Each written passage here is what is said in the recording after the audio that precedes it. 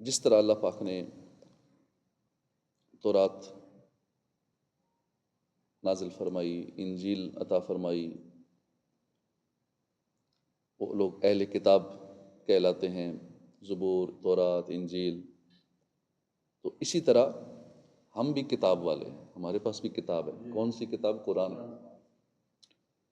اللہ نے ہمیں قرآن کریم سے نوازا، لہذا ہم بھی جب تک قرآن پاک پر پوری طرح عمل پیرا نہیں ہو جاتے تو ہماری بھی کوئی حیثیت نہیں ہے۔ جس طرح ان قوموں کو فرمایا گیا کہ تمہاری کوئی حیثیت نہیں ہے کہ تم کتاب پر عمل نہیں کرتے، تو تمہاری کوئی وقت نہیں ہے، اسی طرح ہم بھی اگر قرآن پر، کتاب پر عمل نہیں کرتے تو ہماری بھی کوئی وقت نہیں ہے، کوئی حیثیت نہیں ہے۔ اگر دنیا میں کامیابی چاہتے ہیں، آخرت میں کوئی حیثیت چاہتے ہیں، اس کا صرف ایک ہی راستہ ہے، قرآن پر عمل۔ اسی قرآن کے ذریعے اللہ پاک عزت و وقار بھی عطا فرماتا ہے۔ ہمیں ترقی جب بھی ملی ہے نا، قرآن کے ذریعے ملی ہے۔ درس قرآن اگر ہم نے نہ بلایا ہوتا، یہ زمانہ نہ زمانے نے دکھایا ہوتا، تو اس قرآن کے ذریعے ترقی حاصل کریں گے تو ترقی ملے گی، اور کوئی راستہ ہے ہی نہیں۔ ہم اگر غور کریں، ہمارے عموماً لوگ آپس میں باتیں کرتے ہیں، تبصرے کرتے ہیں، غیر مسلم ترقی کر گئے۔ غیر مسلم اس لیے کر گئے کہ وہ ہماری باتیں اپنا رہے ہیں۔ ایسے ممالک بھی ہیں کہ جہاں روڈ کے ساتھ سبزی، فروٹ، سیل ہونے والی چیزیں پڑی ہوتی ہیں، بیچنے والا بندہ کوئی نہیں ہوتا، گزرنے والے وہاں جاتے ہیں، چیز اٹھاتے ہیں، پیسے رکھ دیتے ہیں، چلے جاتے ہیں۔ ہمارے یہاں کو تھوڑی دیر دکان چھوڑ کے جائے، دیکھ لیں، یہ مسلمان ملک ہے نا، اسلام کا گڑھ ہے، تو یہاں حالات تھوڑی نظر ادھر کی، غلے پہ بیٹھا ہوا جو ہے، ملازمین ہے، بس جس سے موقع ملنا چاہیے، ایماندار جتنا بھی ہو۔ ایک بزنس مین بات کر رہے تھے، بھئی تم اگر کسی کو رکھو گے ملازمین، اس کے 150-200 ملازمین تھے، تو کیا دیکھتے ہو پریارٹی؟ کہتے میں اس شعبے کا ایکسپرٹ دیکھتا ہوں کہ واقعی جس کام پہ بٹھایا میں نے، جیسے اکاؤنٹس پہ بٹھایا، غلے پہ بٹھایا، اس کام کا ماہر ہے یا نہیں۔ تو اس نے کہا ایمانداری نہیں دیکھتے؟ اس نے کہا نہیں، ایمانداری نہیں دیکھتا، میں صرف دیکھتا ہوں کہ پروفیشنل ہے یا نہیں اپنے کام میں۔ سیلز مین رکھا ہے تو کیا صحیح کر رہا ہے، سیلز مین ہی جانتا ہے یا نہیں، تو باقی پیسوں کے والے سے ایمانداری اس نے کہا دیکھتا ہی نہیں، کیونکہ میں جتنا بھی ایماندار رکھ لوں، اس سے جب موقع ملے گا وہ چھوڑے گا نہیں۔ یہ حالات ہیں، ایسا یقین ہو چکا ہے ہمارے اپنے ان پہ۔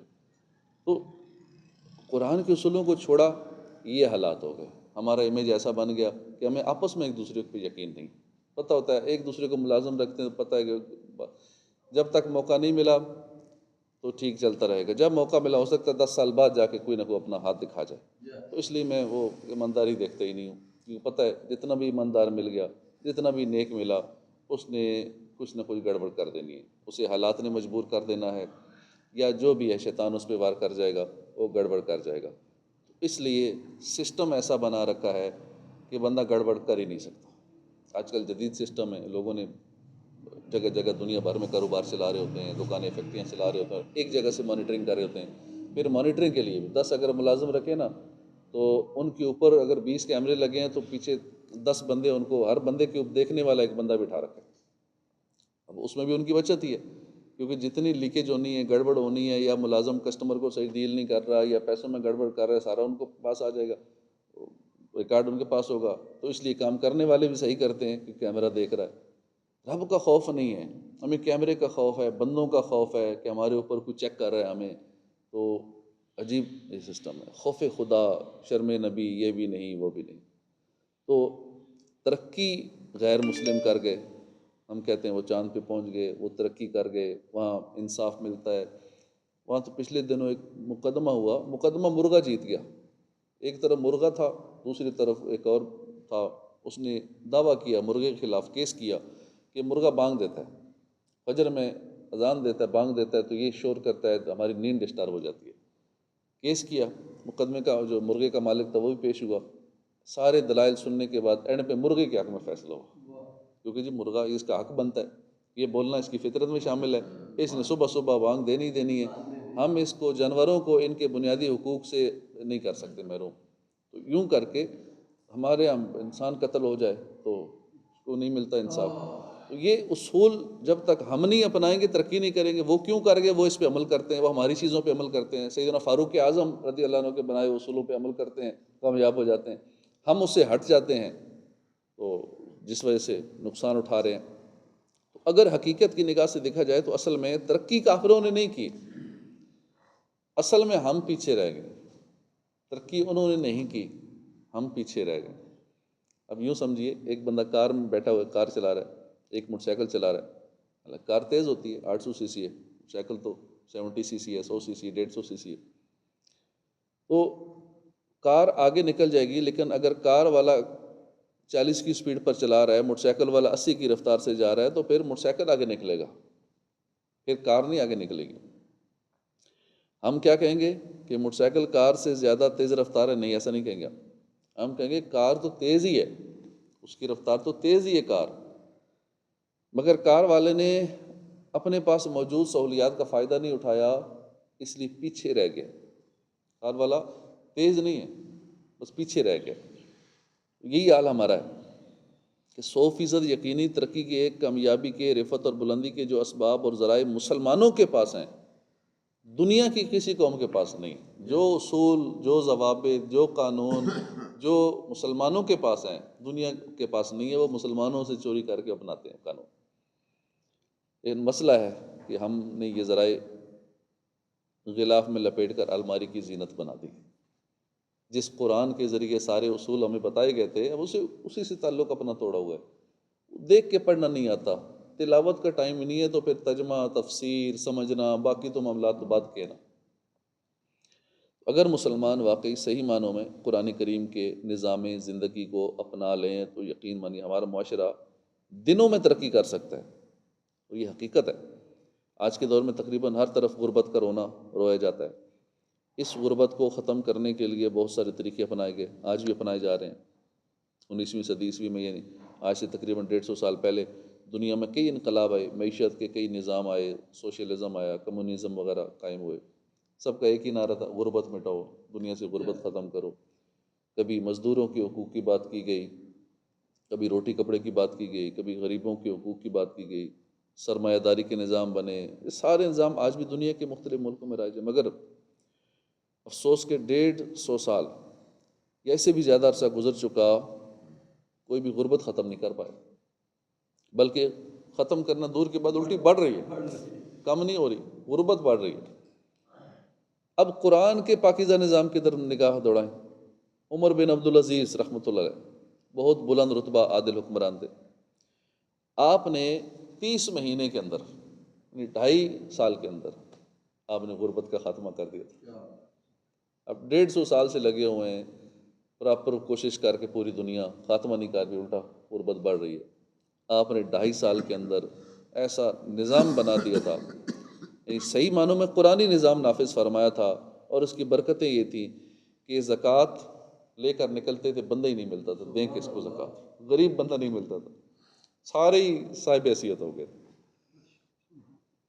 یہ ہوتی ہے حکومت اور خلافت قرآن پہ عمل کرنے کی برکت.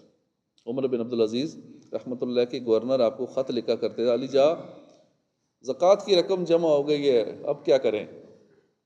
ٹینشن یہ بنی ہے زکوٰۃ زیادہ ہو گئی ہے، اب دینے والے دیں کس کو؟ اب کتنی بڑی ٹینشن ہے، زکوٰۃ ہو بندہ نہ ہو، دیں کس کو؟ دینے والے کے لیے کتنی بڑی ٹینشن ہے. ہم شکر کریں بندے تو مل جاتے زکوٰۃ دینے والے، کسی کو دینے والے، کسی کی ہیلپ کرنے والے بندے تو مل جاتے ہیں نا. اگر کوئی کہے نہیں میں نے آپ کی مدد لینی، کتنا بڑا مسئلہ بنے. جس لوگ مکہ مدینے میں چیزیں تقسیم کر رہے ہوتے ہیں، کوئی کھجوریں تقسیم کر رہا ہے، کوئی اور چیزیں تقسیم کر رہا ہے، کوئی ریال تقسیم کر رہا ہے، کوئی ڈالر تقسیم کر رہا ہوتا ہے، تو وہ بڑی خوشی ہوتی ہے. کوئی لے لینا تو بڑی مہربانی، دل خوش ہو جاتا ہے. کبھی ہم لوگ اپنے حساب سے چنے تقسیم کر رہے ہوتے ہیں، کوئی اور ایسی چیزیں تقسیم کر رہے ہوتے ہیں، تو شکر کرتے ہیں اللہ کرے لے لے، اللہ کرے یہ بھی لے لے. کوئی لیتا ہے اتنا دل خوش ہوتا ہے، شکر ہے اس نے لے تو لیا. ورنہ کوئی کیا سوچتا ہے، نہیں لیتا جی جراثیم نہ ہو، پتہ نہیں سب لوگ ہاتھ لگا رہے ہیں، جرمز ہوں گے، یہ ہوگا. تو وہ طرح طرح کے لوگ ہوتے ہیں. تو پھر بعض کئی مائنڈ کرتے ہیں کہ ہمیں دے رہے، ہمیں یہ کھلا رہے ہیں، ہم کو منگتے ہیں، ہم کو ایسا ہے. یہ بھی ذہن بات آ سکتی ہے. تو کوئی لے لے تو دینے والے کو، بانٹنے والوں کو اتنی خوشی ہوتی ہے، شکر ہے کسی نے میری کھجوریں لے لی، شکر ہے میں جو تقسیم کر رہا تھا. مہنگی مہنگی چیزیں لوگ کر رہتے ہیں، بادام کر رہے ہوتے ہیں اور اس طرح کی چیزیں کر رہتے ہیں. شکر کرتے ہیں مہربانی آپ کی، آپ نے لے لی۔ تو اسی طرح کوئی اگر ہم سے زکوٰۃ لے لیتا ہے یا کوئی ہم کسی کی ہیلپ کرتے ہیں، وہ ہیلپ لے لیتا ہے تو اس کا مہربانی شکریہ ادا کرنا چاہیے کہ آپ نے مجھے ثواب کا موقع دیا۔ تو اس دور میں یہ کیفیت ہوگی کہ زکوٰۃ لینے والے نہیں ملتے تھے، گورنر خط لکھتے تھے کہ اب کیا کریں، غریب ہی نہیں رہا، کس کو زکوٰۃ دیں؟ اب کہاں 150 سال کا عرصہ اور کہاں صرف 30 مہینے، 2.5 سال۔ اب ادھر 150 سالوں میں دنیا کے بڑے بڑے فلسفیوں کے بنائے ہوئے نظام غربت نہیں مٹا سکے، کم بھی نہیں کر سکے۔ ادھر عمر بن عبدالعزیز نے 30 مہینے میں اللہ کا بتایا ہوا پاکیزہ نظام نافذ فرمایا، غربت دم توڑ گئی۔ یہ قرآن کی برکت۔ تو انسانوں کی ترقی کامیابی کا صرف سے ایک راستہ ہے، بس قرآن کریم پر صحیح معنوں میں عمل کرنا۔ مگر ہم نے قرآن کریم پر غلاف چڑھا کر الماریوں کی زینت بنا دی ہے۔ قرآن کریم کا ادب کرنا تو اچھا ہے، مگر صرف ادب نہیں، تلاوت بھی کرنی چاہیے، سمجھنا بھی چاہیے، عمل بھی کرنا چاہیے۔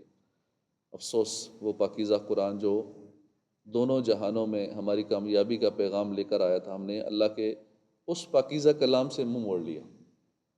کہ یہاں شادیاں ہوتی ہیں بچیوں کی تو بعد میں جب رخصتی ہو جاتی ہے پھر کہتے ہیں او اب یاد ہے قرآن دینا بھول گئے تھے۔ سارا کچھ دے دیا، سارے پروسیس ہو گیا، ساری رسمیں ہو گئیں، گانے بازی سب ہو گیا، وہ قرآن دینا بھول گئے، کہیں سے منگوا دینا، جلدی جلدی منگوا دیں، چلو ابھی بھجواتے ہیں۔ مین جو چیز دینی تھی وہ بھول گئے، باقی سارا کچھ لاکھوں کا جہیز دے دیا۔ ایک صحابی رسول ہیں حضرت ثابت بن قیس، رات کے وقت ان کا گھر ایسے چمکتا تھا جیسے روشن چراغ ہو۔ ظاہر اس دور میں لائٹیں نہیں تھی، بجلی نہیں تھی، کوئی سولر سسٹم نہیں تھا، کچھ بھی نہیں تھا، تو رات کے وقت اندھیرا ہوتا تھا لیکن ان کا گھر چمکتا رہتا تھا۔ لوگوں نے آقا صلی اللہ علیہ وسلم کی خدمت میں اس بات کا ذکر کیا۔ آپ صلی اللہ علیہ وسلم نے فرمایا ثابت بن قیس ضرور رات کو سورہ بقرہ کی تلاوت کرتے ہو۔ حضرت ثابت بن قیس نے اس بارے میں آپ سے پوچھا گیا تو آپ نے بتایا کہ ہاں واقعی میں رات کو سورہ بقرہ کی تلاوت کرتا ہوں، اس کی برکت سے میرا گھر جگمگا رہا ہوتا ہے، روشن ہوتا ہے بغیر لائٹوں کے۔ اللہ، تو پتہ چلا قرآن کریم نور ہے، اسے پڑھنے سے، اس کی تلاوت کرنے سے دل بھی روشن ہو جاتے ہیں، اور اللہ چاہے تو وہ ظاہری نور بھی نصیب ہو جاتا ہے۔